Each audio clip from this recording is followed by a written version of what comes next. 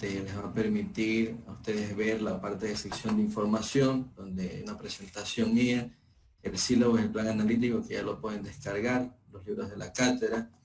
Una rúbrica, que esta rúbrica es una rúbrica de evaluación, donde ustedes pueden revisarla y pues van a tener el desempeño para un taller, o sea, cuánto es la evaluación en relación a lo que a la labor que realicen o cómo presenten el trabajo, mapas conceptuales, la revisión de otro ensayo y parte de lo que es la rúbrica para un mentefacto. Listo. Acá yo les dejo un ejemplo de mentefacto. Igual, si ustedes desean, yo les puedo subir un ejemplo de los compañeros suyos que anteriormente en el ciclo de agosto y septiembre, perdón, de julio y agosto hicieron este tipo de tareas. Además de eso, ustedes van a tener este video que lo pueden revisar. Esas son las normas del aula, es decir que dentro de las normas del aula siempre deben entrar conectándose con la cámara, el micrófono silenciado, deben además de siempre guardar el respeto, y lo otro es que el link no se lo pueden pasar a nadie más, solamente los que compartimos la clase del día de hoy. Tienen una sección de comunicación donde igual pueden escribir ustedes o yo puedo escribir alguna notificación o algo relacionado con los temas de clase, o pues algo de interés que tengan ustedes en relación a la clase o alguna duda, y un chat que de igual manera se puede usar, es lo mismo. Esta es la sección 1 de historia clínica. En esta parte tienen un material de apoyo donde tienen la clase del día de hoy. Tienen la parte de tutoría. Una vez que acabemos la clase del día de hoy, hay una tutoría donde se va a hacer ciertas preguntas, hay un foro en relación a una pregunta de la clase. Eso es un tema de unos 20 minutos, nos tomará unos 20 minutos en resolver y discutir ciertos temas en relación a estas dos preguntas y dudas en relación a los temas, ¿no?, de la clase. Una sesión de comprobación, que esta sesión de comprobación siempre ustedes la van a realizar los fines de semana, ya no va a ser inmediatamente con la clase. Y pues una sección de construcción donde tienen un ensayo o pueden tener una tarea, donde el día de hoy pues tienen las pautas en relación a esa tarea. Tengo que cambiar la hora porque bueno, eso ya por tema del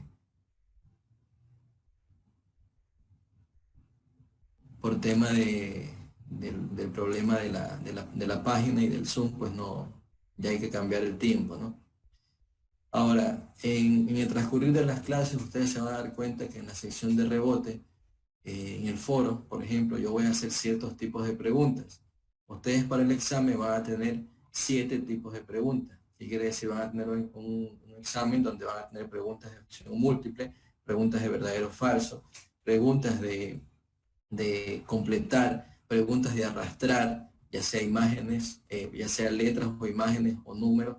Van a tener una pregunta de ensayo, que es la más compleja, y es algo relacionado con esto de aquí. No les he puesto todavía un cuestionario de control para estas preguntas de ensayo, pero igual ustedes tienen que tener presente eso, que el examen tiene alrededor de 20 a 25 preguntas y van a tener más o menos 3 minutos para cada pregunta, debido a que la pregunta de ensayo es la que más uno se tarda porque es una pregunta de desarrollo. Una vez que el examen acabe, ustedes no van a poder ver la nota del examen, o sea, la nota de la pregunta de ensayo. ¿Por qué? Porque en esa nota de la pregunta, como yo siempre hago un banco de preguntas en relación a la respuesta, de lo mismo que tratemos aquí, es la respuesta, y bueno, eso lo tengo que revisar uno por uno, o sea, estudiante por estudiante, y pues en relación a mi banco de preguntas y a mi respuesta, será la relación en base a la nota suya, es decir, de un punto pueden tener 2.5, 5, o pueden tener 7.5, o pueden tener 1. ¿Ya? Eso va a ser en relación a la nota en ese tipo de preguntas. ¿Ya? Las siguientes clases o las subsecuentes clases, ustedes pueden ver aquí que ya está estructurada toda el aula virtual, ¿ya? Toda completamente está estructurada. Algunos temas van a estar divididos porque es muy complejo dar todos los temas en una sola clase.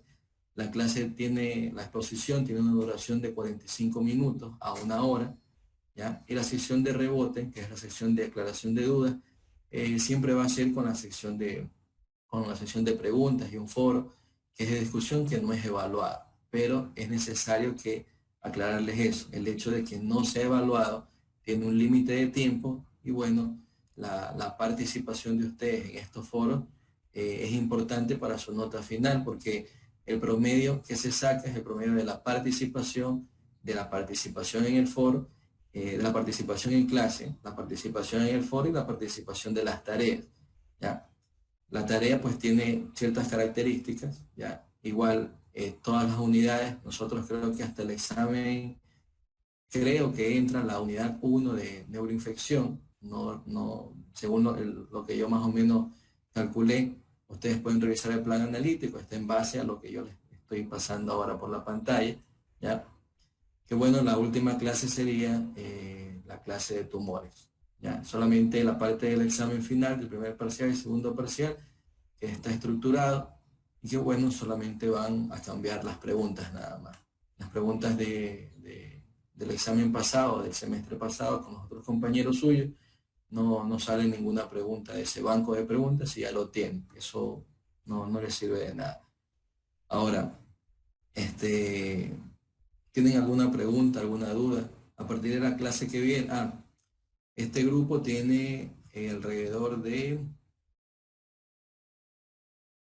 sí, tiene 30 alumnos, 31 conmigo.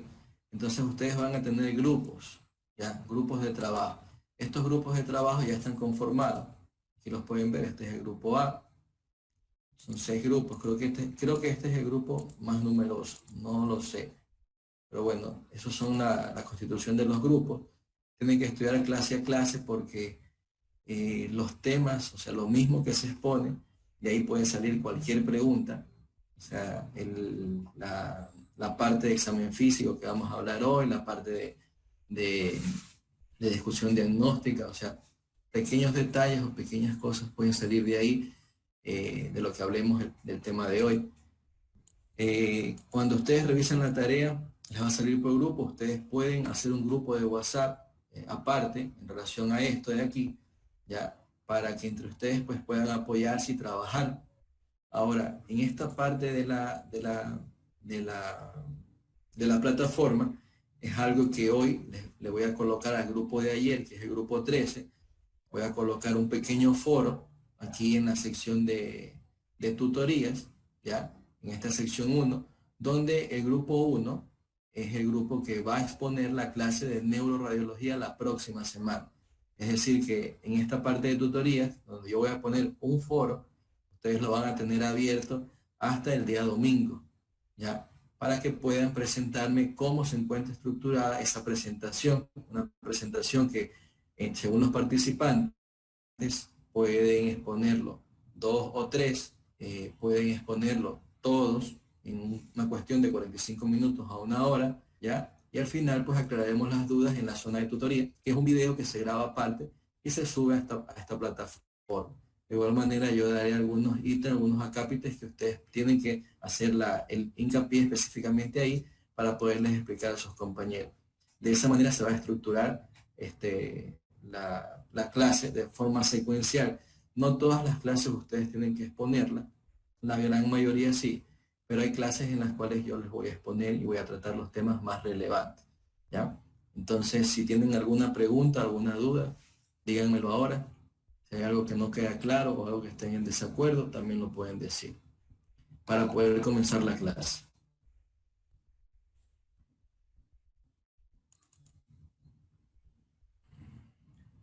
Buenas tardes, doctor. Con respecto a las exposiciones, ¿esto lo mismo grupo se organiza y expone mínimo 3 personas o todo el grupo Sí. Lo que sí la clase debe durar de 45 minutos a 1 hora. O eso sea, es la exposición de ellos. la Aparte, exposición de ese grupo específicamente. ¿Qué quiere decir? Que si en algún momento igual hacemos una pausa, o sea, sería como para aclarar algo, o si algún compañero tiene una pregunta, lo que hace es solamente levantar la mano. Y ahí se han visto que hay un icono para levantar la mano y se puede hacer una pausa. Si no, esas preguntas se las tienen para el final, ¿ya? Si tienen algún inconveniente con la realización de la parte inicial de la tarea. El semestre pasado yo les había comunicado a los compañeros del grupo anterior, vamos a abrir un momentito aquí el material de apoyo. Aquí, por ejemplo, no he subido la clase que yo preparé de imágenes, pero hay una clase grabada de imágenes. Yo les voy a subir a la plataforma la otra clase, pero en esta clase, por ejemplo, está la clase grabada con un audio explicando toda la clase detalladamente de la parte de neuroradiología, ¿ya? Sin embargo, ustedes deben preparar esta clase como tema de trabajo para ustedes, ¿ya? Y como tema de exposición, si se dan cuenta, es lo más relevante. Hay ciertos detalles que yo aclararé en relación a esto, ¿ya? Y ustedes pueden revisarla, ¿ya? No necesariamente tienen que colocar lo mismo, pero bueno, pueden fijarse en relación a eso, que es una parte de ayuda. Lo único que yo quiero es que actualicen ciertas cosas. Me hago entender. O sea, ustedes van a tener la parte de la clase, ¿ya? Que va a ser un poco más fácil para ustedes, ¿ya? Ustedes la pueden revisar, yo se las puedo pasar la clase también, como voy a hacer con todos los grupos. O sea, la clase mía, el PowerPoint va a estar estructurada. Me disculpan si en alguna de las clases, por el tema de los 2 meses que se dio de forma corrida, el semestre en esos 2 meses fue bastante complicado. Hay algunas clases en las cuales yo hice captura, copié y pegué, y bueno, solamente es cambiar ciertos detalles. O sea, nos podemos fijar en la misma clase, dejan la misma estructura. Lo que yo quiero es que ustedes la actualicen.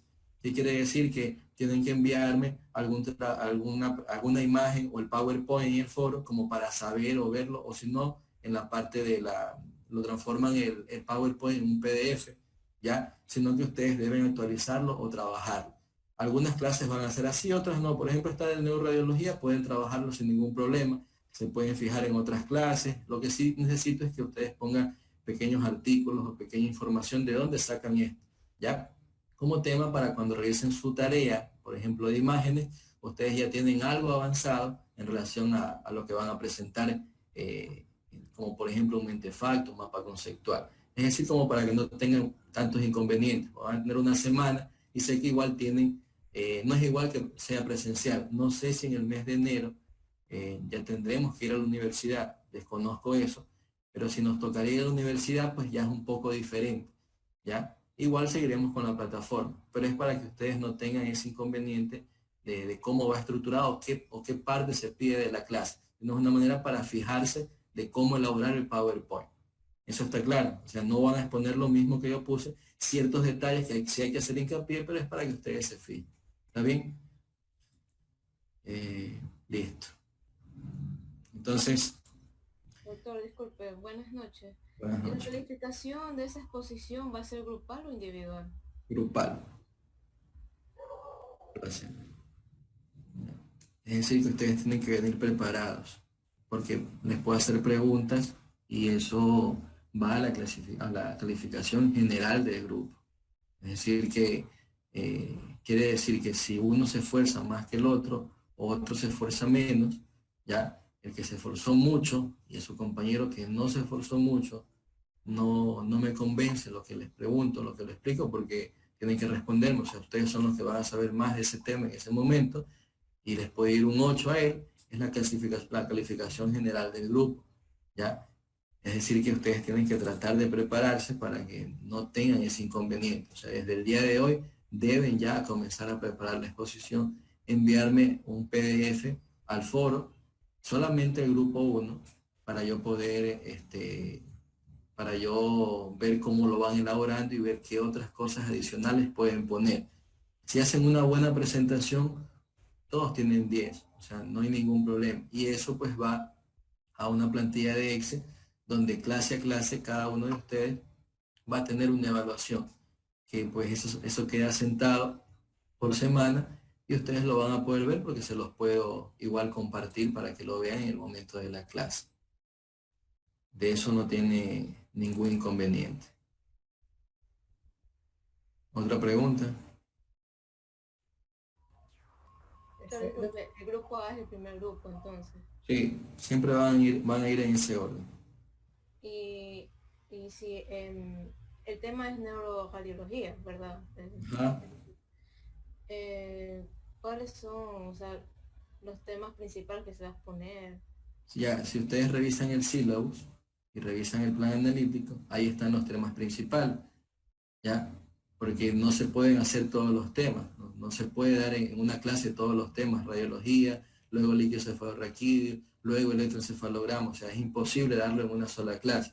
Entonces, si usted revisa el sílabus, ahí va a encontrar los temas. Entonces, usted, si es del grupo 1, me escribe en el foro, doctor, en el sílabus encontramos este y este tema. Usted desea algún tema adicional, lo podemos hacer, lo podemos colocar, también tiene puntos adicionales.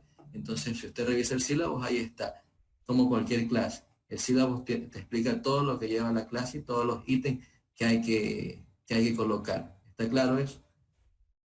Gracias, doctor. ¿Y las fuentes bibliográficas son los libros que La usted fuente suele bibliográfica, ustedes pueden revisarlo por el Sarras o por el ADA.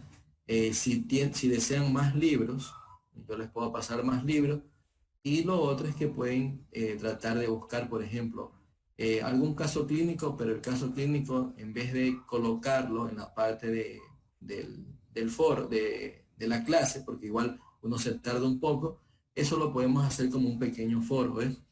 En el cual ustedes me dicen, doctor, nosotros buscamos este caso clínico, puede subirlo al foro para que los compañeros pues tengan una explicación o algo y hacemos una retroalimentación, ¿ya? O sea, es tratar de preparar la clase. Ustedes van a tener una presentación de la clase en la cual ustedes se deben fijar, pero bueno, no debe ser igual, ¿ya? Debe tener, sobre todo imágenes, debe tener mucha cantidad de imágenes y cosas de explicación en las cuales pues pasamos, por ejemplo, rayos X y ya yo aclararía ciertos detalles de rayos X. Nada más. Eso. Doctor, sobre el sílabo, ahorita estaba viendo la plataforma y sale un error, no deja descargarlo ni verlo. No sé si sea por Ya eso. lo voy a volver a subir porque el día de ayer a los compañeros del grupo de ayer les pasó lo mismo y tuve que colocarlo nuevamente. No sé por qué da ese error, porque si te fijas, que yo voy a entrar a la parte del sílabo, si pueden ver la pantalla, ¿verdad? Vemos las diapositivas. Déjame compartir nuevamente. En la parte de la plataforma, ahí entré a la parte del sílabo, este es su grupo, el grupo número 13. Si te fijas, cuando doy clic, entra al sílabo.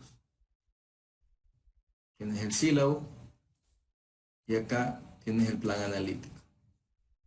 A mí también me sale error al momento de descargar la Y visión. tendría que volverlo a subir para que ustedes lo puedan descargar y revisar, ¿ya?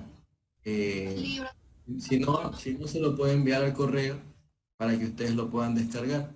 Se lo enviaré al correo de alguno de sus compañeros, ¿ya? ¿Alguna otra pregunta para comenzar ahora mismo? ¿No? Listo, entonces hoy vamos a tratar el tema de historia clínica, ¿ya? La historia clínica, pues, en base a toda la información relacionada a lo que es examen físico, de manera general, antecedentes y todo eso. Y pues bien, cómo se realiza una discusión diagnóstica, una presentación de caso, sobre todo utilizando la lista Fredrusa. Este es el objetivo que aparece en el sílabus, ¿ya? De adquirir conocimientos acerca de los aspectos fundamentales del método clínico en el paciente neurológico. Esto del método clínico es el capítulo 1 del ADAMS. Por lo general, la gran mayoría de información que ustedes pueden sacar, si la pueden sacar del ADAMS, mucho mejor, ¿ya? Porque el SARRAN tiene pequeños inconvenientes, errores, pero igual lo pueden hacer por ahí. La importancia de la historia clínica en este caso es el método clínico. Adams da ese primer capítulo donde hace hincapié en la discusión diagnóstica.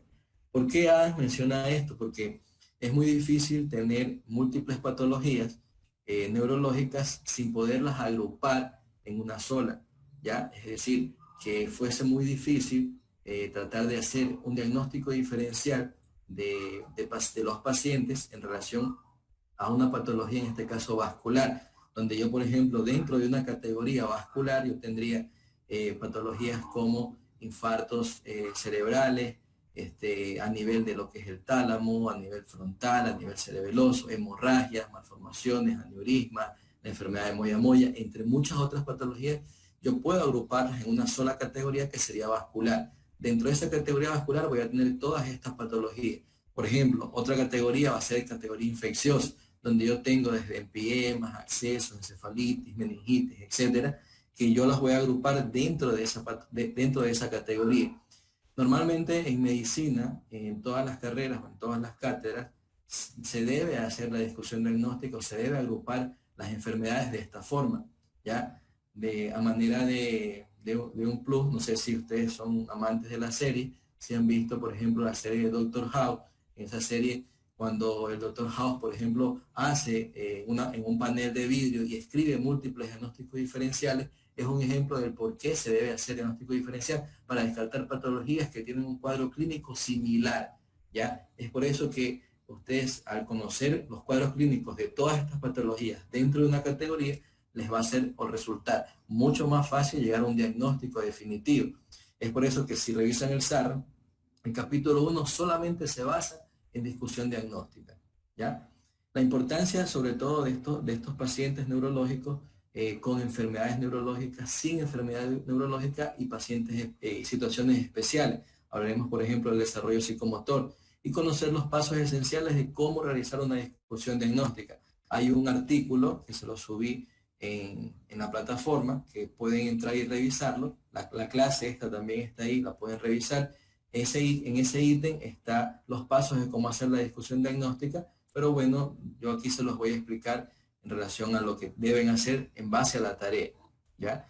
La importancia del método clínico solamente nos encamina a tener un diagnóstico mucho más oportuno, además hacer diferenciaciones clínicas con las demás patologías y también dar pues un diagnóstico y un tratamiento definitivo, ¿ya? Es lo mismo, la atención de método clínico tiene partes. Una parte es el Alicia Fredrusa, que es la presentación del caso, donde está la aparición del síntoma, o sea, el síntoma siempre lo van a agotar, la aparición, la localización, la irradiación, la característica, la intensidad, los síntomas acompañantes, la frecuencia y la duración, cómo se alivian los síntomas, la frecuencia, la duración y los síntomas acompañantes. En base a toda esa Alicia Fredrusa, que la Alicia Fredrusa no se crea o no se hace específicamente para hacer una historia de la enfermedad actual, sino que se crea o se hace o se inventa para el dolor precordial. Entonces, de ahí pues se ha tomado para que cualquier tipo de síntoma ustedes los puedan desglosar y agotar. Por ejemplo, dolor de cabeza, aparición, bueno, el CNT menciona que el dolor de cabeza apareció hace 2 meses, localizado en la región occipital, que se irradia hacia toda la cabeza o se irradia hacia el hemicráneo izquierdo, que tiene una característica que es pulsátil, muy intenso, que se alivia solo o con analgésico. Frecuente en horas de la madrugada, despierta al paciente ese dolor de cabeza y con una duración solamente matinal, ¿ya? Pero refiere al paciente que el dolor de cabeza se alivia muchas veces con el vómito, ¿ya? Otros síntomas acompañantes que puede tener tal vez algo de mareo, ¿ya? Y que, bueno, tiene los vómitos asociados y que después del vómito el dolor de cabeza desaparece. Ese dolor que yo he descrito de cabeza es el dolor típico de los pacientes con hipertensión endocraniana, ¿ya? Es lo más típico, ¿ya? El dolor de cabeza de hipertensión endocraniana es ese, es un dolor matinal que despierta al paciente y que luego de tener el vómito el paciente se alivia, ¿ya? Entonces, de esa manera ustedes desglosan el dolor de cabeza. Y por eso tienen muchos motivos de consulta cuando realizan, pues, cuando llega el paciente, cuando realiza la anamnesis, el examen físico, general, neurológico, y pues bien, hacen un resumen y un planteamiento del caso. Siempre ustedes en la anamnesis, pues, es importante evaluar el lugar, la fecha, la hora, antecedentes demográficos, sexo, edad, entre otros, ¿no? Esto es importante para conocer ciertas patologías que algún paciente pues, puede tener y otros no, en relación a la edad, como por ejemplo las migrañas, neurofibromas, meningitis.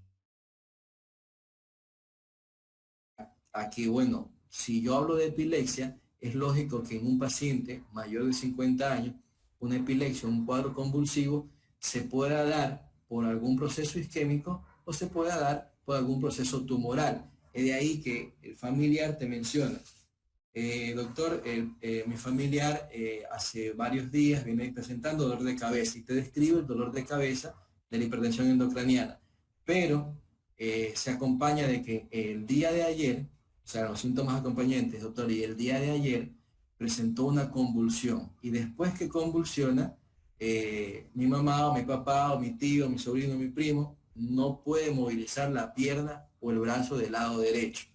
Entonces se correlaciona el dolor de cabeza del lado izquierdo, pero no puede mover el brazo y la pierna derecho después de la convulsión.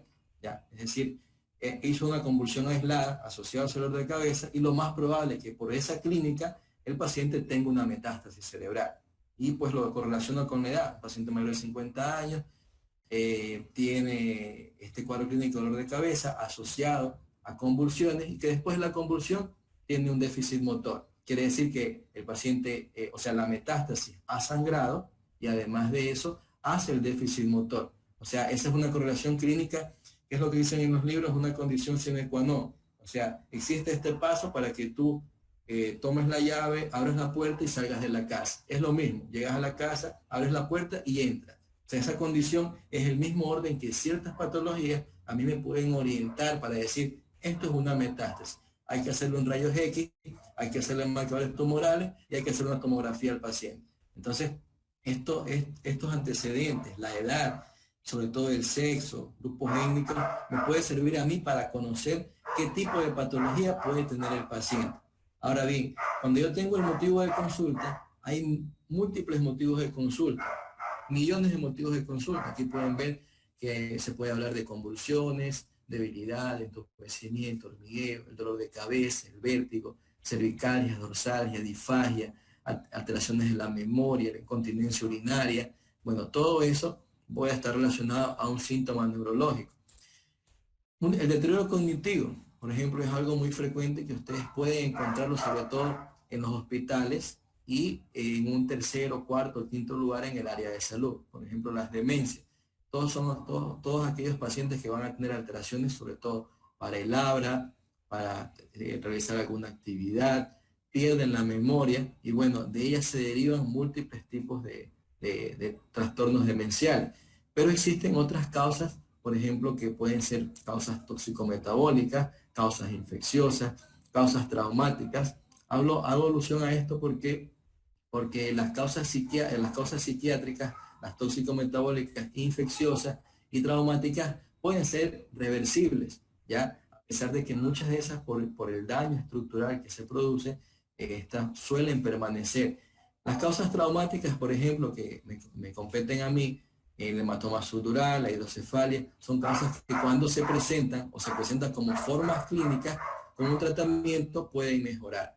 Dentro de las causas degenerativas que nosotros vamos a tratar en la clase de demencia, está el Alzheimer, está, por ejemplo, la demencia multiinfarto, está la enfermedad por cuerpos de Lewy, la degeneración córtico-basal, y las otras, pues por lo general se puede hacer alusión en las clases correspondientes a trastornos del movimiento.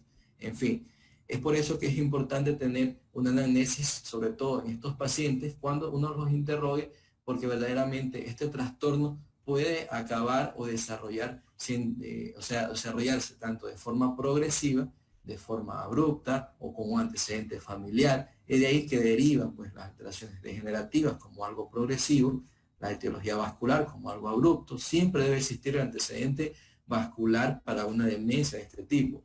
Y pues el antecedente familiar que no falla. Ya de ahí que otros antecedentes personales como el uso de sustancias, traumas y eso me deriven en algún tipo de demencia secundaria. Importante pues el examen físico, exámenes complementarios para descartar esas causas secundarias y estudios de imágenes y evaluaciones neuropsicológicas. La pérdida del conocimiento es algo muy común, de motivo de consulta, sobre todo en la emergencia. Ustedes van a tener pacientes jóvenes y pacientes mayores, ¿ya? Por ejemplo, pacientes jóvenes, una pérdida de conocimiento muy frecuente es por el consumo de drogas que provocan hemorragia en el sistema nervioso o por malformaciones cerebrales o por traumas de cráneo, ¿ya? Es algo muy frecuente, ¿ya? Por ejemplo, hay pacientes jóvenes que no padecen de nada, hacen un síncope, una pérdida del conocimiento, llegan a la emergencia sin conocimiento y es necesario por la mala mecánica ventilatoria que tiene el paciente entubarlo, ¿verdad? O la escala de Glasgow por menor de 8. Ahora bien, ese paciente necesariamente requiere una tomografía, ¿ya? Pero sin embargo yo tengo que ver los parámetros respiratorios, estabilizarlos, acuérdense del A, B, C, D, de todos estos pacientes, cuando uno los examina, para luego estabilizarlo, y entonces en ese momento es necesario hacerle, qué sé yo, un ultrasonido abdominal, un rayos X de tórax, un rayos X de columna cervical,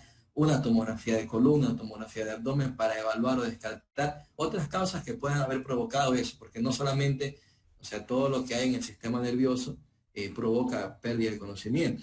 Por ejemplo, he tenido pacientes jóvenes de 49 años, un paciente joven, que pues llega a la emergencia por un cuadro de pérdida de conocimiento. O sea, el paciente llega algo somnoliento, hace convulsiones y pierde el conocimiento. Se lleva al área de choque, donde el paciente pues se entuba, se estabiliza los parámetros vitales y se hace un estudio de imagen.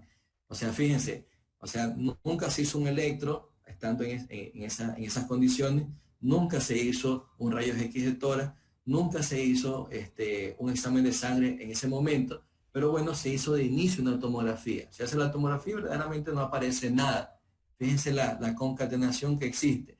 Pero al momento de monitorizar al paciente se ve que tiene una fibrilación auricular. Ojo, quiere decir que siempre que yo tenga un paciente, aunque no tenga, o sea, aunque no puedo hacer todo de corrido, o sea, yo no puedo esperar encontrar que por una pérdida de conocimiento, o sea, inmediatamente es algo neurológico. Tengo que hacerle un electro, monitorizarlo, tomar la presión, tomar la sangre en ese momento y bueno, tratar de estabilizar al paciente. Bueno, está estable, yo le voy a hacer los exámenes, porque verdaderamente no se encuentra nada. Entonces, ¿qué se encontró en este paciente? Una fibrilación auricular. ¿Por qué? Porque tenía una miocardiopatía dilatada. ¿De qué causa? No sabemos la causa, es lo que, por ejemplo, yo he visto en algunos casos que se me han presentado, y que bien, una vez que el paciente se estabiliza, se ve por cardiología, se pone tratamiento, se hace un eco y pues con una fracción de eyección, por la misma miocardiopatía que restringe la salida de sangre, tiene una fracción de eyección muy baja. Entonces, se hacen pruebas de COVID, se hace todo eso, y bueno, el paciente da positivo para COVID, bueno, ya tuvo COVID. Pero bueno, posteriormente a eso, al ver que pues por la miocardiopatía dilatada puede tener este trastorno de conciencia, parece que esta miocardiopatía es una causa pues tal vez infecciosa por el mismo COVID, pero ven hace un embolismo cerebral donde se ve una isquemia pero subsecuente, es decir, si ustedes hacen una tomografía de inicio pensando en una enfermedad cerebrovascular, ustedes no van a encontrar de inicio este cuadro, pero hay que pensar. Sin embargo, la miocardiopatía o la fibrilación auricular que tuvo el paciente pudo ser la causa de esta embolia. Pero yo así ya tengo un diagnóstico, es decir, yo llevo al paciente ya sabiendo que tiene la fibrilación auricular a hacer un estudio de imagen y por supuesto lo repito. O sea, digo, bueno, a las 6 horas no se ven las imágenes, no se ve algo de lesión, pero ya después de las 6 horas, en las primeras 6 horas no se ven imágenes isquémicas, pero después de las 6 horas ya puedo observar lesiones isquémicas. Por eso es que yo necesito estabilizar al paciente. Aquí solamente tienen una imagen donde ven en la diapositiva pues la relación que va a existir entre la corteza y el tronco cerebral. Un ejemplo de esto pues es que cuando un paciente tiene un trauma craneoencefálico, ese movimiento de aceleración y desaceleración provoca que el tallo se golpee, específicamente el puente, con el proceso basilar del occipital. Ya al golpearse el puente, con el proceso basilar del occipital, acuérdense que ahí descansa el puente, en ese proceso basilar, más adelante están las clenoides posteriores y la silla turca. Entonces, como descansa ahí, al golpearse se interrumpe la formación reticular, que es lo que nos mantiene vigiles ahora, tratando de entender, concentrado la clase, y yo tratando de explicar y concentrarme en todo lo que les estoy diciendo. Entonces, se pierde esa vigilia al tocarse el tallo cerebral con el hueso. Entonces, el paciente pierde el conocimiento. Es un antecedente a través de los cuales también se puede perder el conocimiento en estos tipos de pacientes. De ahí, pues, hay muchos rasgos característicos de la pérdida del conocimiento. El síncope, que tiene una característica, un estado confusional, un estado de somnolencia, el estado de estupor, el estado de coma y el coma sobrepasado, que bueno, son ítems que ustedes tienen que revisarlo y conocerlo. Porque normalmente uno puede tener un paciente con una escala de coma por debajo de 8, escala de coma de Glasgow por debajo de 8, ¿ya? Pero bueno, puede estar entre somnoliento, ¿ya? Y que bueno, con estímulos receptivos trata de despertarse, pero verdaderamente no lo consigue. Entonces tienen que tratar de ver que esto verdaderamente ha cambiado un poco. Ahora bien, las pérdidas de conocimiento pueden ser instalación aguda, de instalación progresiva, ya un tumor cerebral, ya una enfermedad cerebrovascular de tipo isquémica, ya la hemorragia, que es algo agudo, el paciente pierde de forma aguda el conocimiento. Tenemos la cefalea, es otro motivo de consulta, son las que más vamos a tratar, y las cefaleas secundarias podemos tocar algunas en el tema de clase, pero es importante que solamente ustedes conozcan que la inervación, sobre todo la sensibilidad de la dura madre, sobre todo por los pares craneales, es lo que por lo generalmente provoca dolor. Sin embargo, nosotros tenemos en la cabeza cavidades aéreas, en la bóveda craneal y en la base, que son los senos aéreos, que muchas veces por cosas secundarias como sinusitis, otitis, me pueden derivar el dolor de cabeza. Cada una de las cefaleas tienen mecanismos a través de los cuales se pueden producir. Por ejemplo, contracciones musculares, sobre todo a nivel de la región cervical, puede provocarme una cefalea tensional, alteraciones oculares, o sea, trastornos de la refracción me pueden provocar dolores de cabeza. La atracción de estructuras encefálicas, como por ejemplo las lesiones intracraneales, un hematoma, un tumor, la cefalea postraumática, o sea, esa compresión del periósteo, de los vasos, de los nervios o de la misma dura madre me puede provocar dolor de cabeza. Las alteraciones de los vasos, ¿qué procesos inflamatorios? La artritis temporal, dilataciones de los vasos que me pueden provocar el alcohol, la histamina, los nitratos, eso de ahí me puede provocar dolor de cabeza. La irritación meningia es característico, las infecciones, las hemorragias, medicamentos, la radioterapia, son diagnósticos diferenciales cuando uno habla de síndrome meningio. Cambios de presión, irritación de las paredes sinusoidales, por ejemplo la sinusitis, que ya hemos hablado hace un momento, y bueno, las tracciones, inflamaciones de los nervios craneales o espinales que me puede provocar neuralgia. Cefaleas primarias, cefaleas secundarias que tienen un acápite donde pueden revisarlo, y bueno, lo más general, que esto de las características de lo que más van a ver, que son cefaleas por tensión y cefaleas por migraña, es lo que más van a encontrar en la consulta del área de salud. Ya, signos de alerta o signos muy frecuentes de alerta, sobre todo en una cefalea, cuando yo hago mi anamnesis, o sea, el paciente, yo tengo que tener en cuenta que una cefalea repentina, o sea, con una intensidad muy variable, es algo grave, sobre todo si la persona es joven, el empeoramiento progresivo del paciente asociado a la cefalea, el comienzo de inicio, sobre todo con ejercicio, tos o esfuerzo, o la actividad sexual, por ejemplo, esa cefalea postcoital tiene alto riesgo, sobre todo de enfermedad cerebrovascular. Es necesario hacer una resonancia al paciente.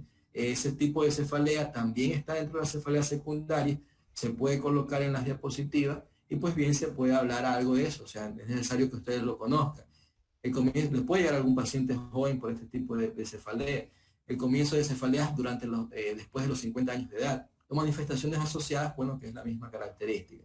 En el examen físico hay que encontrar o buscar signos anormales en los parámetros vitales, la irritación meningia, papilema, pupilas desiguales. Recordar que desigualdad pupilar se puede considerar como una discoria, ya sea que el paciente sea operado de catarata o sea que el paciente tenga algún signo típico de algún tipo de patología pupilar. Sin embargo, para decir que el paciente tiene anisocoria, las pupilas tienen que tener mayor de 2 milímetros. Es decir, como concepto, anisocoria es la dilatación pupilar mayor de 2 milímetros. Los síntomas fundamentales son los mareos, vértigos, trastornos del equilibrio.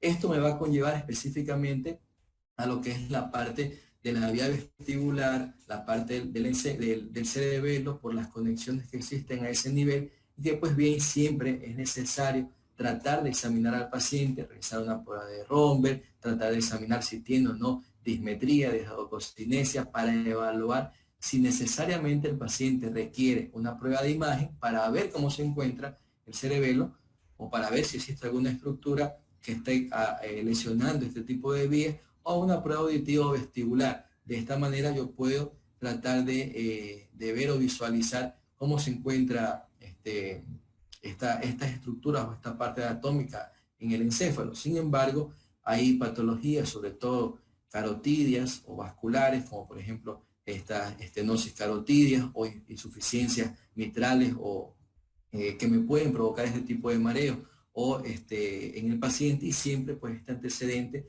yo lo debo tener asociado a todo esto.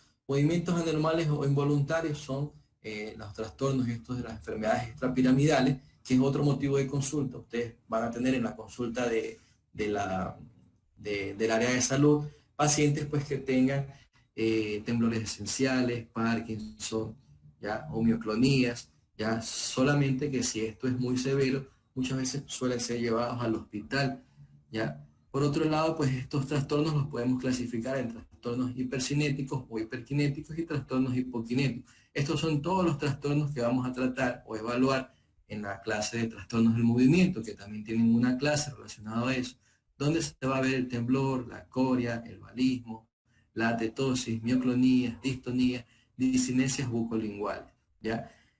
Y los trastornos hipokinéticos, en este caso tenemos el Parkinson. Tiene sus características similares, ¿ya? Que no cambian, que es una condición similar, o sea, por la bradicinesia, la rigidez de rueda dentada, el temblor de reposo y las alteraciones de los reflejos posturales, que cada uno de esos síntomas y signos los vamos a ir desglosando en ese tema. Debilidades musculares. La gran mayoría de los pacientes acuden a la emergencia traídos por un familiar por un cuadro de debilidad muscular, ya sea esta a nivel del nervio periférico, por ejemplo una raíz del plexo lumbar, o ya sea por algún golpe, alguna contusión que te provoque una impotencia funcional. De ahí lo otro que derive de una lesión de motoneurona superior o de motoneurona inferior es toda la diferencia del síndrome piramidal. ¿Ya? Ustedes pueden clasificarlo como síndrome de motoneurona superior o motoneurona inferior o síndrome piramidal, ¿ya? Donde hacen alusión a las características de cuando la vía pues ya se decusa o no. Sin embargo, las lesiones periféricas ya cambian, porque estas pueden ser lesiones de los plexos, y las lesiones de la placa motora específicamente son lesiones de tipo ya muscular, donde existe una impotencia funcional. Siempre es importante tener en cuenta que esta debilidad muscular puede presentarse en las 4 extremidades, en una sola extremidad, y que bueno, eso me permite ubicarme cuando yo evalúo al paciente. Hay ciertas maniobras para evaluar la fuerza muscular. Las convulsiones. Ahorita hablamos un ejemplo de convulsiones, donde les mencionaba una convulsión tardía en un paciente mayor, y que esa convulsión tardía pues me va a conllevar a que el paciente tenga una metástasis cerebral. Por ejemplo, esta convulsión que yo les hablé hace un momento, ustedes, por ejemplo, la pueden ver cuando veamos síndrome meningio. Hay metástasis que sangran y metástasis que no sangran. Estas metástasis que sangran son las que verdaderamente provocan se produce esa hemorragia, y esa irritabilidad cortical me provoca esta convulsión. Es de ahí que deriva del por qué estos pacientes, o sea, tienen esta característica, y es cuando yo me enfoco y ya sé que puede ser una metástasis. Hay tumores que también sangran. Dentro de las convulsiones, pues hay múltiples patologías que te pueden producir una crisis convulsiva, ¿ya? Ejemplo, una hipoglicemia. Aquí veo crisis agudas sintomáticas, las convulsiones febriles, que sobre todo se ven en los niños menores de 5 años, hipocalcemias, hiponatremia, y bueno, ya síncopes o epilepsias más que todo establecidas por algún cuadro o consumo de drogas o alguna lesión estructural de forma específica. Los trastornos de la visión vamos a dejarlo para oftalmología, pero existen trastornos refractarios que pueden guardar una relación muy específica en sentido de la localización anatómica donde se encuentra esta lesión. Por ejemplo, los tumores que se encuentran localizados a nivel de lo que es la silla turca, esos tipos de tumores son tumores que me van a provocar un síndrome quiasmático hipoficiario. ¿Por qué? Porque normalmente el quiasma, al encontrarse por encima de la silla turca, recordemos que por la parte posterior de ese quiasma pasa el tallo hipoficiario. Cualquier lesión que comprima por debajo, por el lateral izquierdo o derecho o por arriba, me produce un síndrome quiasmático hipoficiario. Puede ser solamente un síndrome quiasmático o puede ser solamente un síndrome hipoficiario. Ustedes no tienen que hacer la discusión de eso, sino que se los doy para que lo tengan en cuenta de cómo se discute la localización, sobre todo el trastorno visual. Puede ser que tenga una hemianopsia bitemporal, ya, que es la compresión posterior del quiasma, donde ya las fibras, tanto temporales, continúan su camino, pero las fibras nasales que se decusan el asa de Von Willebrand, si se comprime eso es muy diferente, pero cuando se comprimen en la presión, en la región medial, producen esa hemianopsia bitemporal. Es decir, que cuando yo hago una campimetría por confrontación o hago una campimetría electrónica, yo digo, bueno, una hemianopsia bitemporal. Por cuestiones de tiempo, muchas veces uno no hace la campimetría por confrontación, sencillamente manda el examen, sale este tipo de trastorno visual, y pues bien, en ese momento yo digo, bueno, hay que hacer un estudio de imagen porque tiene una hemianopsia bitemporal, y yo observo esta lesión a nivel de la hipófisis.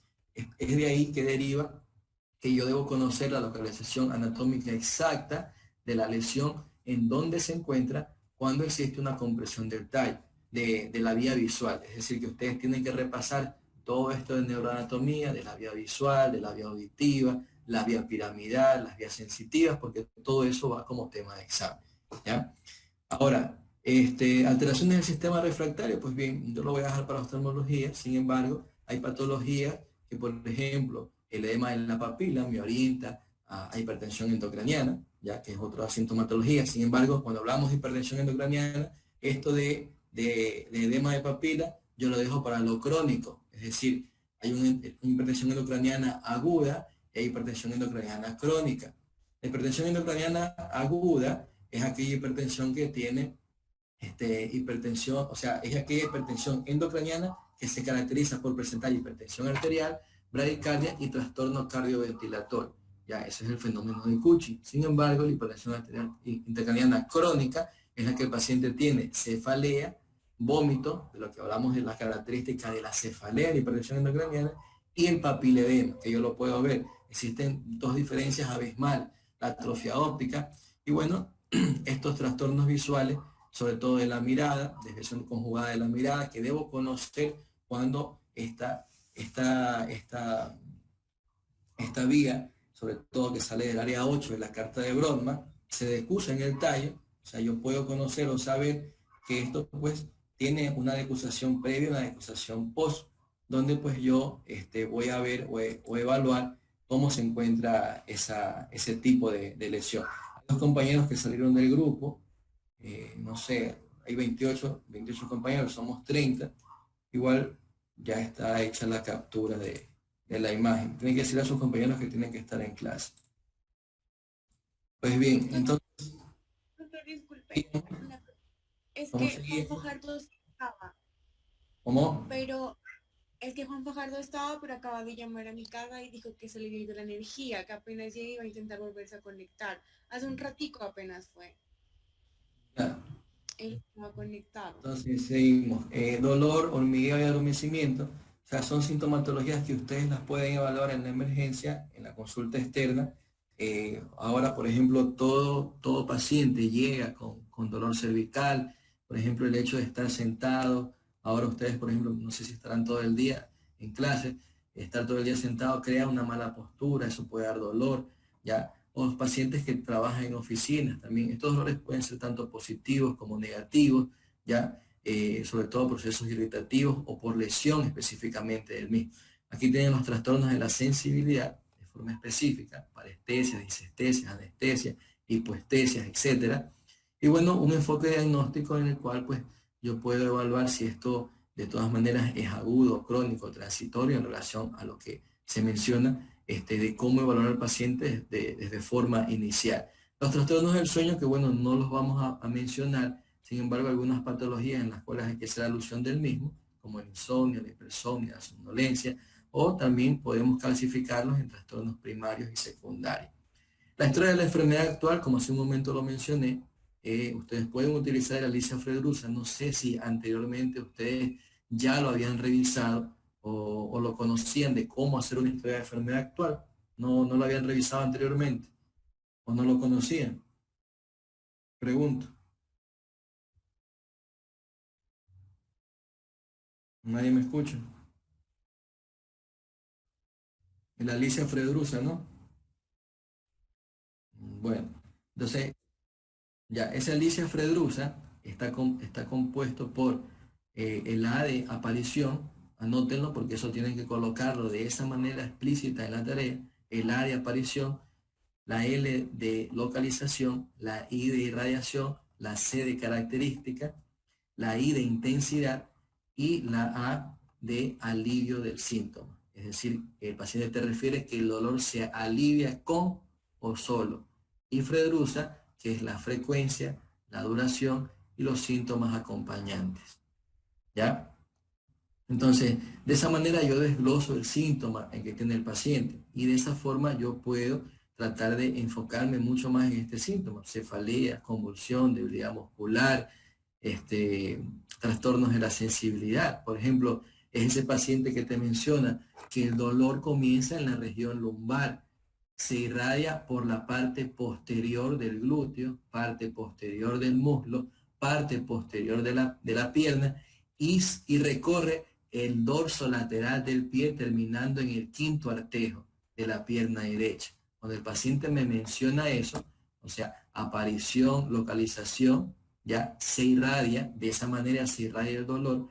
Características: un calambre, hormigueo muy intenso en horas de la tarde, que se alivia con el reposo, ya frecuente en horas de la tarde, duración variable o se encuentra mantenido, y que se acompaña de dificultad para la marcha, subir escaleras. Solamente por el hecho de la localización, de cómo el paciente me lo describe, porque también le tengo que preguntar esos detalles, yo puedo decir, bueno, usted tiene una compresión de la raíz de S1, ya, del lado derecho. Entonces ahí yo le hago un estudio de rayos X, le hago una tomografía, le hago una resonancia y veo que el paciente tiene un tumor, o veo que el paciente tiene una hernia discal, o lo otro. El paciente menciona que tiene dificultad para caminar, con anestesia en silla de montar, y que bueno, camina un poco encorvado, y que bueno, cada vez que se va al baño y se lava, tiene dificultad para lavarse sus genitales, duele al tocarse los genitales. Y sin embargo, él hace 3 semanas caminaba un poco con dificultad, pero ya en estas semanas prácticamente no camina. Entonces, esa característica de paraplegia con anestesia en silla de montar, ya es la característica del síndrome de la cola de caballo. Entonces, son cosas que a mí me van orientando cuando yo tengo que preguntarlo, porque de esa manera es como yo sé cómo fue el cuadro de pérdida de conocimiento. ¿Fue agudo, fue brusco o progresivo? No, doctor, la semana pasada comenzó con dolor de cabeza, un dolor de cabeza que nunca en su vida lo había tenido, ya, pero el día de hoy pierde el conocimiento de forma brusca. ¿Ya? Cuando lo recupera, dice que le molesta la luz, le molesta el ruido, lo voy a examinar, tiene rigidez nucal, ¿ya? Entonces, yo digo, bueno, tuvo una cefalea hace 10 días y ahora viene con este cuadro de un síndrome de meningio. Lo más probable es que sea una hemorragia subaracnoidea de causa neuroesmática. ¿Por qué? Porque tuvo la cefalea centinela 10 días antes. Entonces, es necesario que se aprendan de memoria, o se aprendan, no sé, utilicen recursos hemotécnicos para saberse los cuadros clínicos, porque esos cuadros clínicos son los que se les va a preguntar en el examen de todas las patologías que vayamos a tratar o de todas las clases que vayamos a trabajar. Vean la relación que un cuadro clínico sencillamente me da un diagnóstico de forma inmediata, solamente de saber ciertos detalles del paciente. Ya luego yo me siento con el paciente y desarrollo toda la historia del mismo. Aquí, por ejemplo, yo les puse una imagen de comienzo y evolución de la enfermedad. Es importante que yo sepa que un síndrome febril puede ser de corta duración y de larga duración. Ya sé que ahora es un poco complicado hacer diagnóstico diferencial, porque desde el área de medicina interna, cuando ustedes ven medicina interna, desde ese momento deben aprender a hacer diagnóstico diferencial y saber que el síndrome febril se clasifica o se discute un síndrome febril de corta o de larga duración. ¿Ya? Un absceso cerebral me provoca un síndrome febril, ¿ya? Y este síndrome febril desaparece cuando el absceso se encapsula. ¿Qué quiere decir? No, doctor, mi familiar tuvo un absceso, ya se sacó una muela y se le infectó y tuvo un absceso, ¿ya? El paciente se hizo curar, tomó antibióticos, pero 3 semanas después pierde el conocimiento y hace convulsiones. Sin embargo, desde que pierde conocimiento y hace convulsiones, el paciente ha tenido fiebre. Se le realiza una imagen, un estudio de imagen por la convulsión, ¿ya? Y se pone en tratamiento médico, se ve un área de cambio de densidad, una cerebritis temprana que puede estar relacionada con un absceso. Sin embargo, por la patología, la característica del germen, no fue útil el tratamiento médico, ¿ya? Y el paciente de un momento a otro deja de hacer fiebre, pero se deteriora neurológicamente, porque hace un síndrome de hipertensión endocraniana. Esa fase en la que el paciente tiene fiebre, tiene el antecedente del acceso periodontal y posteriormente cesa la fiebre, pero se deteriora, a mí me habla sobre un absceso cerebral. El absceso cerebral, el paciente que tiene un absceso cerebral, deja de hacer fiebre justamente cuando el absceso se encapsula. Si ustedes ven aquí, que yo tengo un absceso encapsulado en una cerebritis tardía, ¿ya? Entonces, en una fase capsular tardía. Entonces, en esta fase de aquí, yo sé que ya el paciente, pues, ya la fiebre cesó. O sea, yo pregunto, o sea, ¿el paciente tuvo fiebre? No, doctor, tuvo fiebre hasta tal fecha. ¿Ya? Porque hay pacientes que, pues, tienen un sistema inmunológico muy bueno que permiten que el absceso se encapsule y no se deterioran tanto. Sin embargo, este paciente sí se deterioró, pero progresivamente. Entonces, son esos pequeños detalles de la historia clínica que en el sistema nervioso, por decirlo de esta manera, sí te orientan a un diagnóstico, y así sí te llevan a un diagnóstico, y que bien lo mismo ocurre con la enfermedad cerebrovascular, ¿ya? La revisión por sistemas es importante, el antecedente personal es importante, antecedentes familiares también son importantes, la historia personal y social también es importante en el paciente, ¿ya? Y lo otro, pues los aspectos del examen físico general, los exámenes físicos neurológicos, sobre todo a este paciente de más de 50 años que realiza una convulsión y después no tiene, o sea, no tiene fuerza muscular, yo debo examinarle la piel buscando metástasis. Una de las metástasis más frecuentes es la metástasis por melanoma, ¿ya? Sobre todo si es mayor.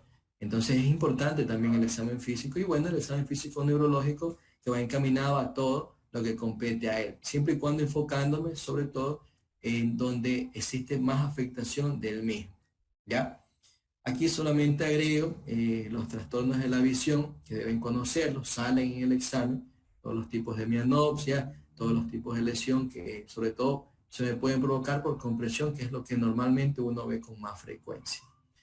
Dentro del sistema motor, darle una escala de evaluación de 0 a 5, ¿ya? Si el déficit motor verdaderamente con ciertas maniobras puedo evaluar si es muy marcado o no, el tono, el trofismo, la praxia, la postura, la marcha, los trastornos de la movilidad que ya lo vimos hace un momento, y bueno, las paresias, las parálisis y la hemiplegia.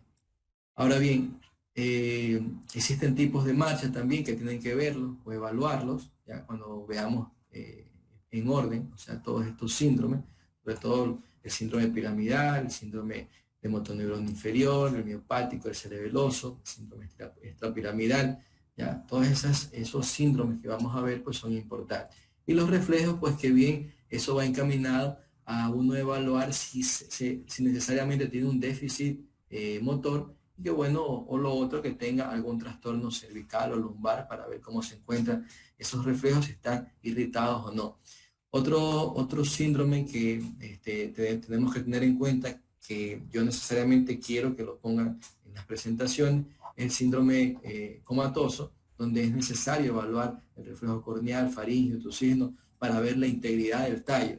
Esa integridad del tallo es la que a mí me va a permitir saber cómo se encuentra el paciente y pues por ciertos trastornos pupilares o por ciertas características de las pupilas, yo puedo saber si es algo metabólico, yo puedo saber si es algo infeccioso, si la lesión está localizada en el puente, en el mesencéfalo, o si la lesión es supranuclear.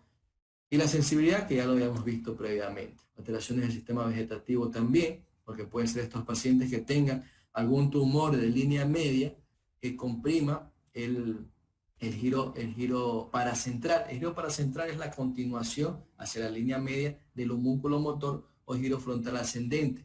Y justamente en esa área se encuentra un área que específicamente controla la vejiga. Y es de ahí donde existen ciertas incontinencias o ciertos trastornos que por una lesión tumoral a ese nivel o por un área de isquemia, pues necesariamente el paciente requiere requiere estar sondeado siempre, pero es por un trastorno de tipo central. De aquí deriva un resumen pues, del examen físico general y pues es importante las funciones corticales superiores, algunas de ellas que las hemos tratado, el examen neurológico de nervios craneales, la función motriz, refleja, sensorial, la postura y la marcha, que son signos que me orientan hacia un diagnóstico. Ahora bien, necesariamente ese paciente postraumático o ese paciente neurológico con una fractura de fémur, o ese paciente neurológico o cardiológico, o lo que sea, que llega a la emergencia, yo no me puedo hacer un examen físico general, o sea, del sistema nervioso. Un examen físico neurológico por lo general dura 1 hora, bien hecho, ¿ya? Es decir, yo solamente debo ver si está orientado, si está consciente, si conoce lo que le ocurre, cómo está el tamaño pupilar, siempre ver la luz, cómo está la agudeza visual y auditiva, si escucha bien, por los movimientos oculares de la cara, la lengua, a ver si no existe alguna parálisis facial, el examen de las manos, sobre todo si no hay atrofia, temblor, reflejos tendinosos, la inspección de las piernas, los reflejos rotulianos, o sea, estos tendinosos inferiores, Babinski, si lo presento o no, la sensibilidad vibratoria, esto lo puedo obviar, pero bueno, las pruebas de coordinación, la marcha, yo debo realizar un examen lo más general posible, porque el paciente, pues, no acude a la emergencia por síntomas neurológicos. Este es el paciente sin signos neurológicos. Ya, sin estos síntomas neurológicos, o sea, puede ser un paciente de traumatología con una fractura en la mano, pero yo evalúo la conciencia, las pupilas, la escala de Glasgow, evalúo la fuerza motriz en las otras extremidades, como a manera de resumen para colocar algo en el sistema nervioso. O sea, es lo más general. En situaciones especiales, el paciente comatoso, que ya lo vamos a tratar, síndrome comatoso, los pacientes psiquiátricos no aludir síntomas, porque el paciente psiquiátrico lo que hace es invertir el síntoma. Y en los lactantes o niños solamente conocer que es importante saber el desarrollo psicomotor. Ayer les mencionaba a sus compañeros que el niño al mes sigue con la mirada, a los 2 meses sostiene el cuello y sigue con la mirada. Es decir, que este niño, en el niño, por ejemplo, en el ser humano, se mieliniza primero el FLM, que ustedes tienen que haberlo visto en neuroanatomía, y para eso pues es importante para luego conocer el desarrollo psicomotor. La neuroanatomía te lleva a la pediatría del desarrollo psicomotor. Es por eso que usted le pregunta a la madre, ¿cuántos meses tiene? La madre te dice, tiene 7 meses. Tú te acercas al niño a examinarlo y colocas su dedito en las manos y él lo que hace es cerrar su puño con tus dedos. O sea, ya tiene pinza digital el niño de los 7 meses. O sencillamente te acercas al niño y le haces un chasquido de los dedos al lado derecho y el niño te sigue los chasquidos de los dedos al derecho o al izquierdo. Entonces, ese seguimiento de la mirada que se desarrolla porque se mieliniza el fascículo longitudinal medial, también un fascículo longitudinal posterior que tiene que ver con la vía simpática y parasimpática, pero que no tiene alusión a esto. Pero ese FLM, que son sus siglas de abreviación, el FLM al ser mielinizado o al mielinizarse de primero, ¿ya?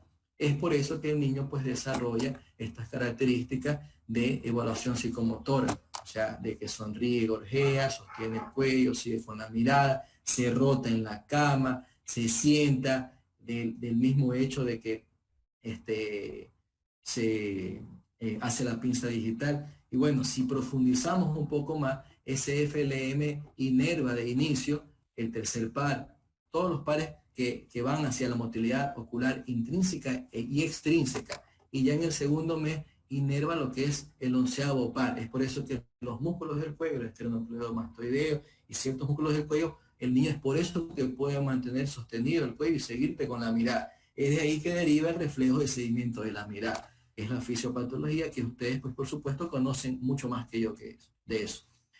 Cuando hablamos del resumen de la historia clínica, nosotros hablamos de la presentación del caso, que necesito que coloquen en la Alicia Fredusa, y el diagnóstico, o sea, la Alicia Fredusa con los antecedentes y el diagnóstico. ¿Cómo yo hago el diagnóstico? Como lo habla Raymond Adams. Raymond Adams menciona el resumen sindrómico, donde si este paciente que presentó la metástasis o que presentó la cefalea por hipertensión endocraniana, tiene un síndrome cefalágico, tiene un síndrome convulsivo o tiene un síndrome deficitario. ¿Ya? Este síndrome deficitario, síndrome convulsivo o síndrome cefalálgico puede asociarse a que si el paciente tiene el antecedente de hipertensión arterial, tiene un síndrome de hipertensión arterial. Es decir, el síntoma que engloba es el síntoma del síndrome. Si viene por debilidad muscular, es un síndrome deficitario o síndrome hemipléjico, que es lo mismo. Pero por debajo yo pongo dentro de ese resumen sindrómico el síndrome de hipertensión arterial. Puede ser que sea diabético, pero viene con un síndrome deficitario y viene con un síndrome metabólico, ¿ya? Porque, bueno, tiene diabetes, ¿ya? Y así sucesivamente, ¿ya?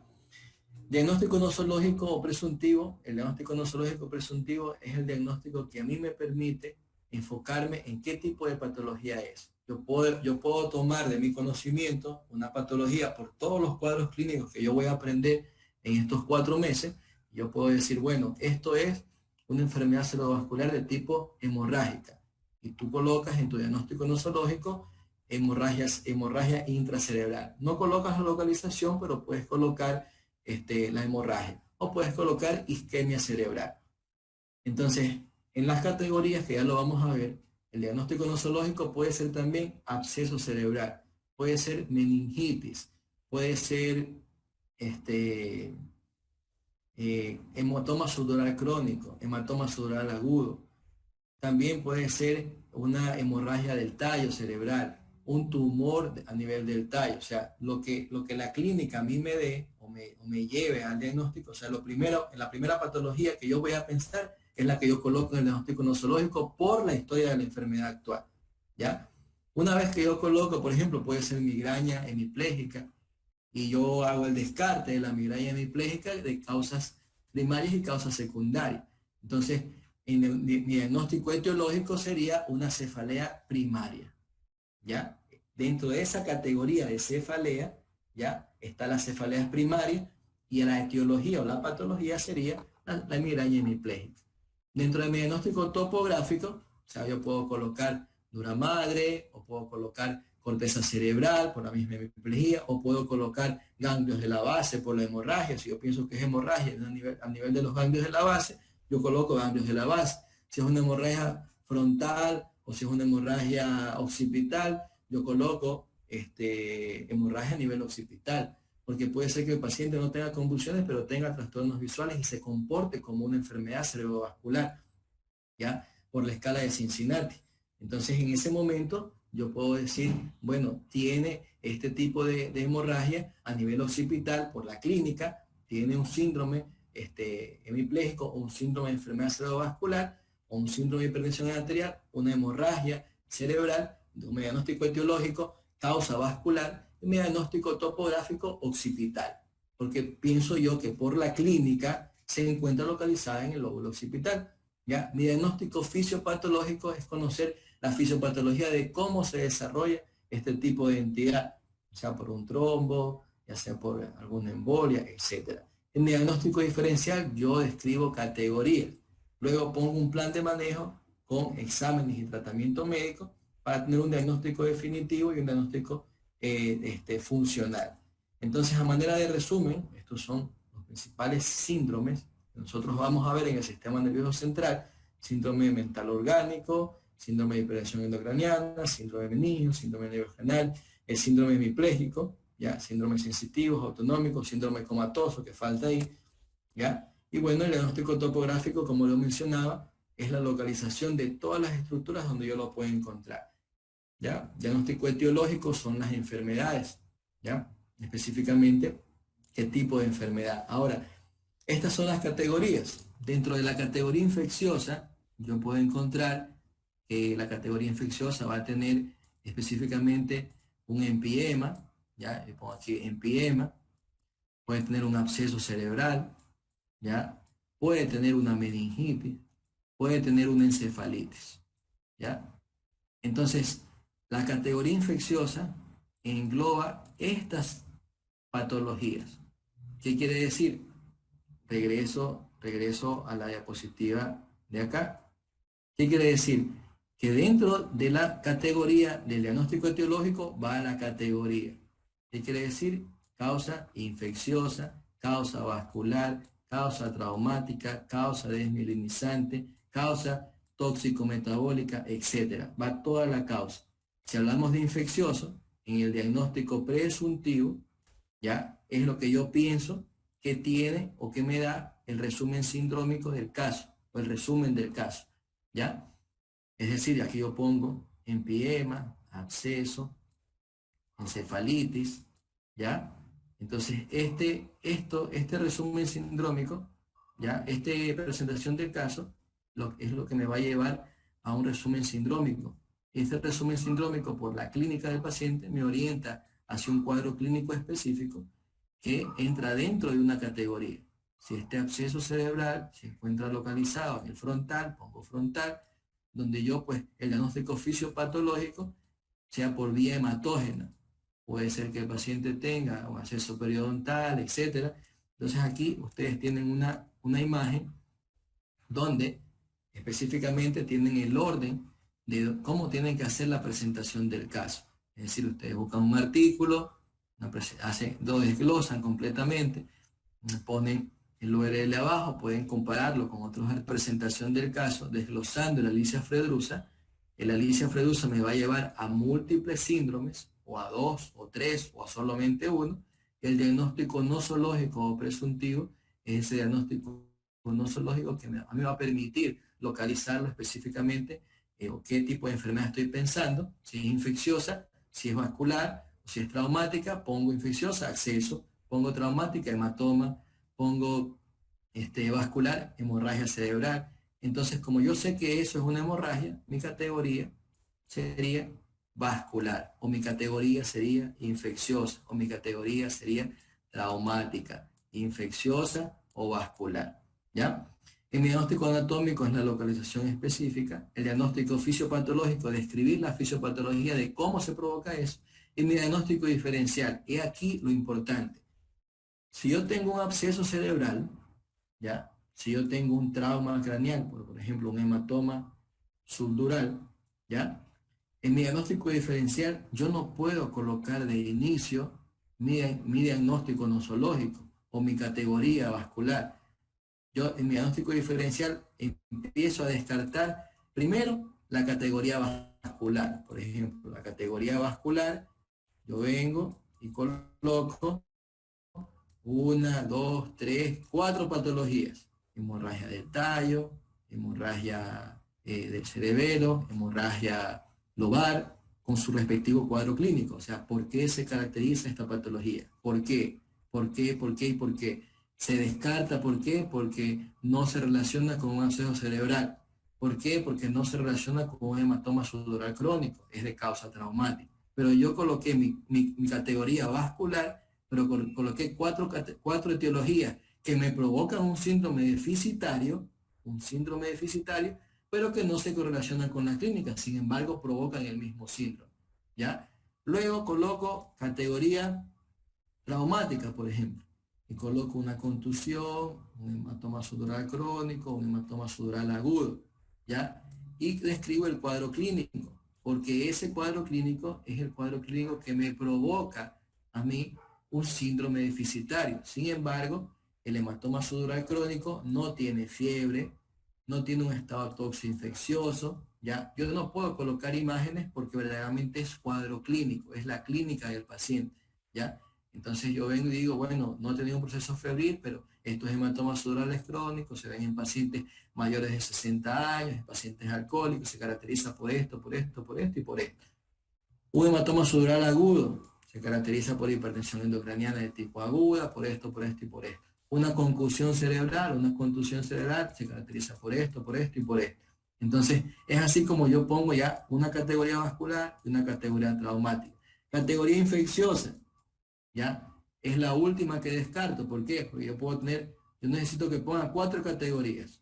Categoría vascular, categoría traumática o la categoría que ustedes quieran. Y dentro de esa categoría van a tener varias etiologías o varias patologías. Dentro de la categoría infecciosa, yo sé que es lo que yo estoy pensando o estoy buscando, ¿ya? Que es el absceso cerebral, mi diagnóstico nosológico. Me permite hacer un diagnóstico diferencial de todas estas categorías previas, ¿ya? Y me permite tener, pues, una orientación hacia el diagnóstico. Entonces, en mi categoría infecciosa, si es un absceso cerebral, yo no puedo empezar a discutir de primero el absceso cerebral. Yo tengo que empezar primero a discutir un empiema, una meningitis, una encefalitis y al final yo discuto mi absceso cerebral. ¿Por qué? Porque el empiema no tiene el mismo cuadro clínico que el absceso, es decir, ya lo estoy diferenciando. La meningitis no tiene el mismo cuadro del absceso y ya lo estoy diferenciando. La encefalitis no tiene el mismo cuadro del absceso y ya lo estoy diferenciando.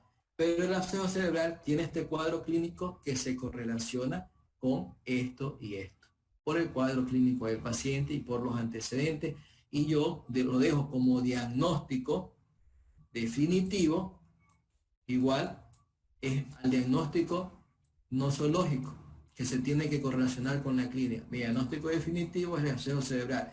¿Qué quiere decir? Que cuando yo hago un estudio de laboratorio, cuando yo hago un estudio de imagen, no es un absceso cerebral. Fíjense, eso en la vida real pasa. Lo que pasa es que ustedes tienen que hacer este ejercicio porque este ejercicio es con el que yo trabajo en la cátedra. Entonces ustedes hacen un estudio de imagen y no es un absceso cerebral. Es un absceso cerebral, pero en una fase de cerebritis tal.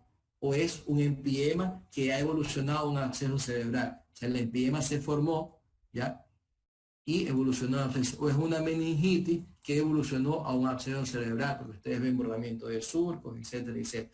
Entonces, fíjense que a veces el diagnóstico definitivo en la vida real no es lo que tú te planteas como diagnóstico nosológico. Es de ahí que uno rediscute la discusión diagnóstica ya para hacer ese ejercicio mental de todas aquellas patologías que me provocan un síndrome deficitario y que de esa manera yo las puedo descartar.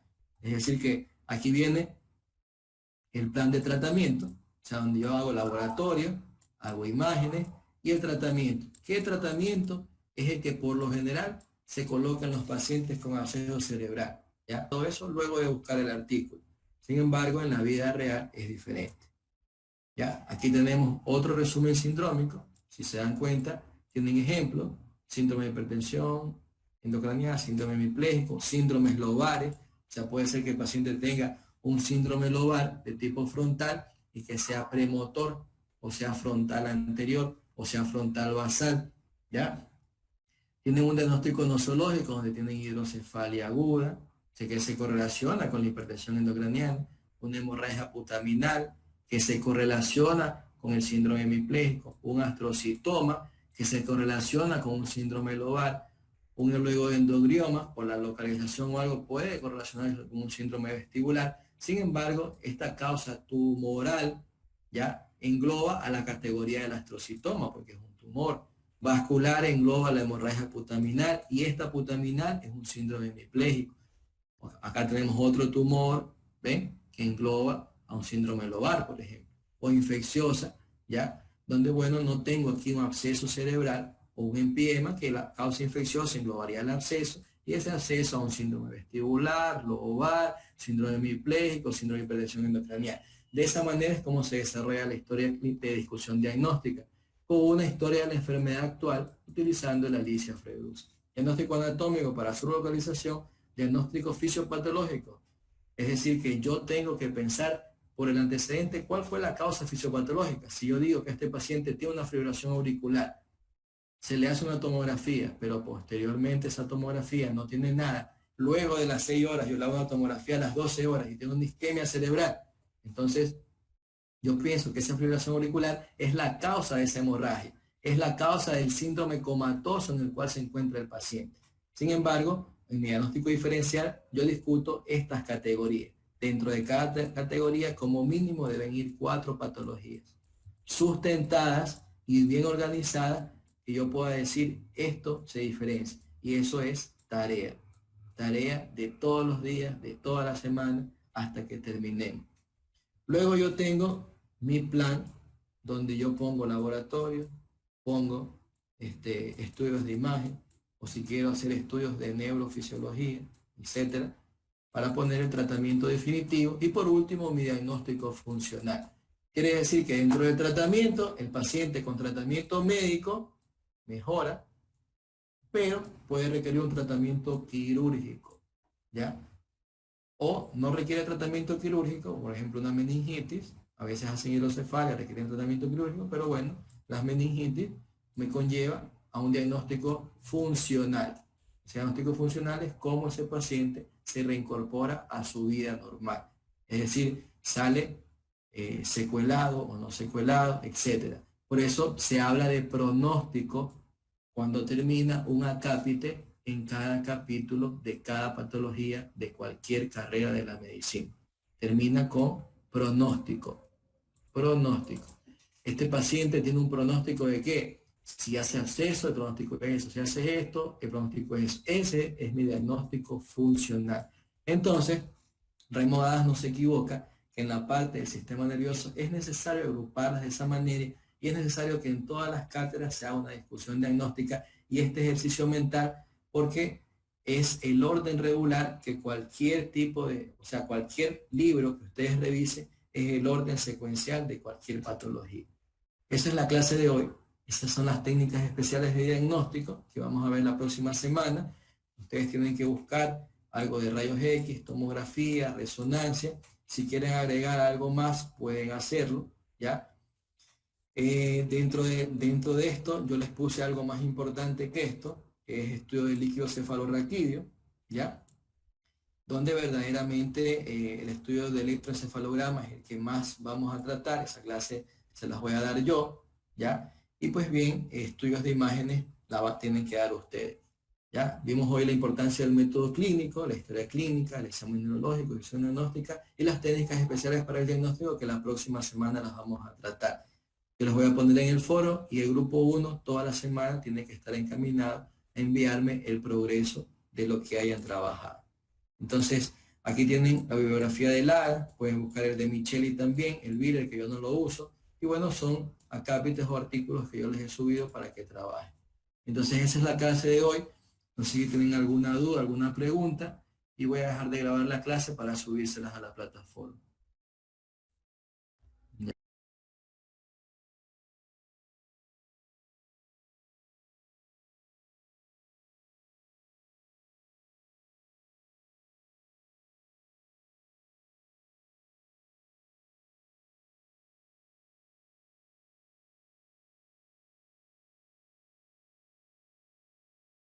Además de eso, causas, ¿qué otra cosa me dijeron? Vascular, donde yo tengo la HCA, tengo la hemorragia, tengo los aneurismas, las malformaciones derivadas de eso, ¿ya? Tengo causas tumorales. Ustedes tienen que buscar qué tipo de metástasis sangra y qué tipo de metástasis no sangra. Dentro de las metástasis que sangra yo tengo el melanoma, tengo además de eso el tumor, cáncer de pulmón, sobre todo de células pequeñas, los cánceres, o sea, las metástasis por cáncer de suprarrenal. ¿Qué otra causa dijeron? Causas inflamatorias. Ahí tenemos el lupus, la sarcoidosis, el síndrome de Behçet, etcétera. Todos esos procesos inflamatorios. Yo tengo causas farmacológicas. Hay fármacos que me pueden provocar un síndrome meningio, como por ejemplo la aspirina, todos esos anticoagulantes. Esa es otra causa, ¿ya? Una causa plus o adicional que se los doy es una causa física. Una de las causas físicas es el golpe de calor, ¿ya? Y otra causa física va a ser específicamente esta enfermedad de los buzos. Eso me produce hemorragia subaracnoidea. Déjenme ver si se me quedó una adicional porque las estaba anotando para acordarme. Ya hablamos de causas infecciosas, ¿verdad? Causas tumorales, causas físicas, vasculares, traumáticas y las por radiación. Ahí ustedes tienen un sinnúmero de patologías dentro de esas categorías, cómo relacionarlas. Ustedes han sido capaces de buscarlas o relacionarlos por categorías. Así van a tener un mayor orden lógico para poder discutir todas estas entidades. Si se dan cuenta, el objetivo de esta clase es eso, o sea, tratar de en los síndromes enfocarlos en categorías y que ustedes puedan tener un orden lógico para todas las clases subsecuentes que vayamos a tener. En cefalea es fácil porque son cefaleas primarias y secundarias.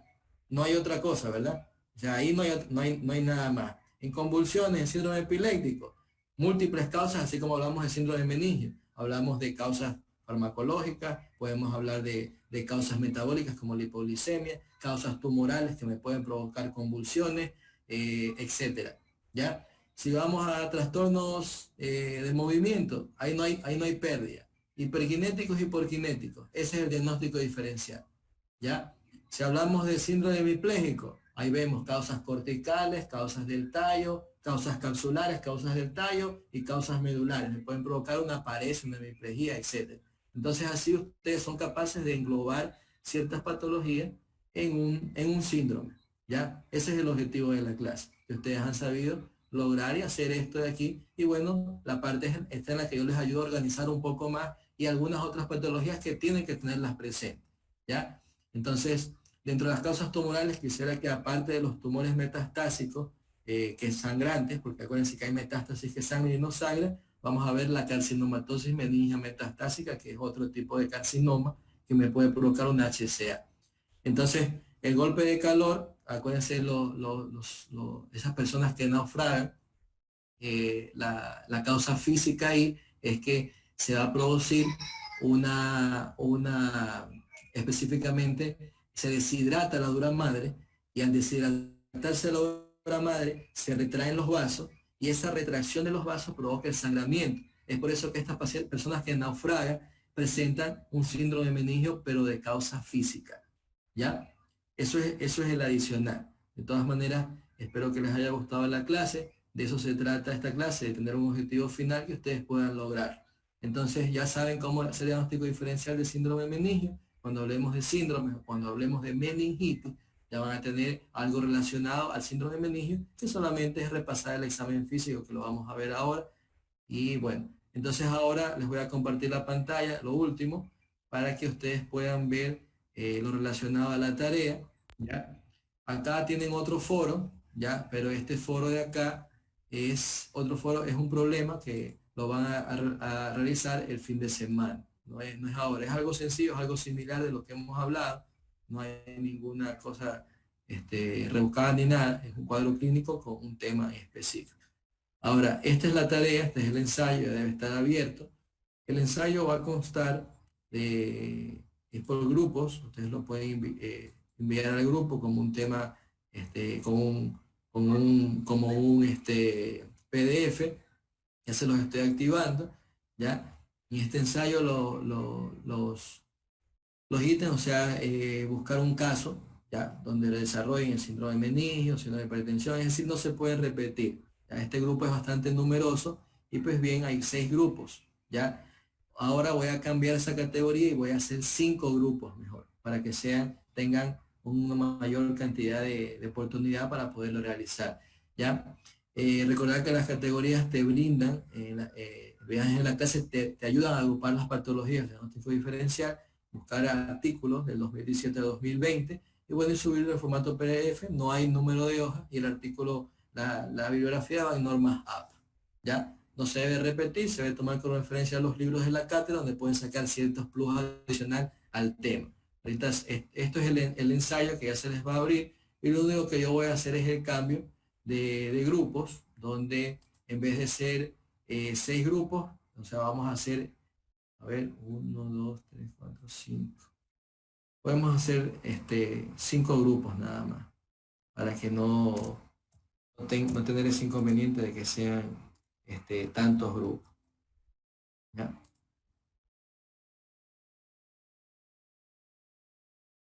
Para culminar, Sí, doctor, yo tengo una duda. digamos. Sobre el ensayo, cuando usted dijo normas APA, también incluye en cada párrafo se ubica un numerito, ya que ese numerito nos dice o sea, citar cada párrafo, eso quiero decir. Citar específicamente, no les mando a citar, sino que si ustedes desean pueden colocar el normas APA o pueden colocar el URL, que eso no tiene ningún inconveniente, es solamente para buscar de dónde sacaron eso.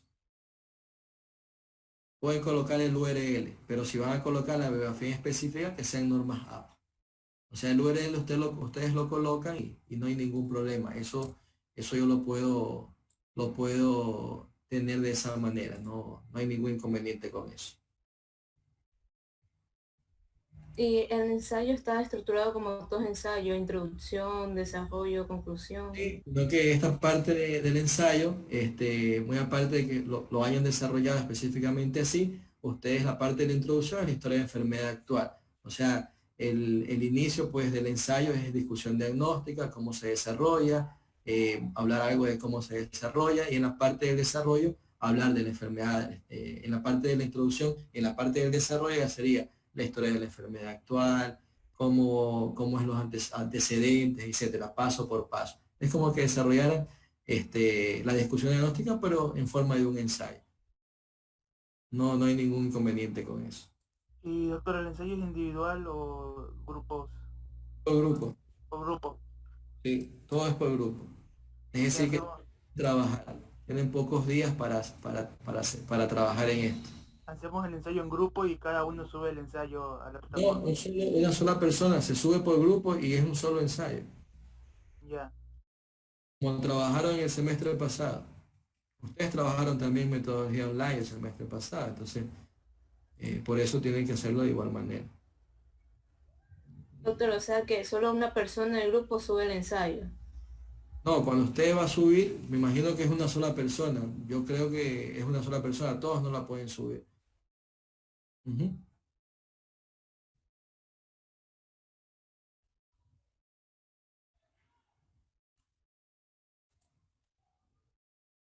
Doctor, es decir, prácticamente seguimos el protocolo que nos enseñó de, o sea, de esto de la historia clínica. Así se va a Claro, desarrollar el ensayo. claro. Es un ensayo lo que en el desarrollo lleva a la historia clínica, nada más. Es la única diferencia. Y hacemos de cada uno de los temas que están ahí. Son 5 grupos, tienen que hacerlo específicamente de los grupos a los cuales están asignados. O sea, son tantos temas, o sea, son prácticamente 5 temas: síndrome de meningio, creo que síndrome de hipertensión endocraniana. Entonces, en relación a eso, ustedes lo hacen. Eso no tiene ningún inconveniente. Son en relación a los temas que están en la clase. Es decir, doctor, que cada grupo tiene un tema. Sí, puedes revisar el foro para que te des cuenta. Ahí hay varios temas. Disculpe, doctor, y acerca de la exposición, solo es las diapositivas, nada más. No, tienen que exponer. Ustedes son los que Ah, van pero no, carpeta no. como carpeta. O sea, un documento donde se describa lo que se va a exponer. Solo No, las diapositivas. O sea, solo las diapositivas y la exposición, nada más. O sea, Word no. ¿cómo? No te entiendo lo que me quieres decir. O sea, si Tiene se que hace ser en Word. PDF o no se hace un PDF para entregar. No hay que ser PDF. El PDF ustedes tienen que mandarme todos los días, o sea, a partir desde hoy o mañana, ya tienen que enviarme al foro que yo voy a poner, tienen que enviarme cómo han progresado o qué han hecho en relación a la presentación. Ya, porque eso de ahí yo tengo que irlo revisando y ustedes lo hacen en base a lo que tienen en el sílabo. Ya, ahorita yo estoy aquí compartiendo en el chat, estoy tratando de... ¿Ustedes saben cómo se envía algún documento por el chat? No, no me deja. O sea, no puedo el sílabo. Yo se lo enviaría a su correo, al correo de sus compañeros. Usted dejó de descargar el sílabo y el plan analítico. Si ustedes se fijan en eso, en base a eso hacen el desarrollo.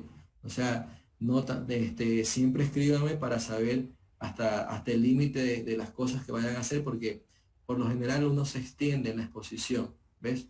Y a veces no abarca lo esencial. Entonces quieren abarcar mucho cuando no es lo esencial. Por eso ustedes vieron rayos X, tomografía y resonancia. Incluso tienen un libro que yo se los voy a activar para que ustedes lo vean y de esa manera por ahí puedan ejecutar el tema. Eso no tiene ningún inconveniente. El libro, este libro de acá, a ver, déjame ver. Tienen activado la parte del material de apoyo de neuroradiología. Les voy a compartir pantalla ahora para que vean esta parte del material de apoyo que les voy a compartir. Ahí pueden ustedes ver específicamente un libro, ¿ya?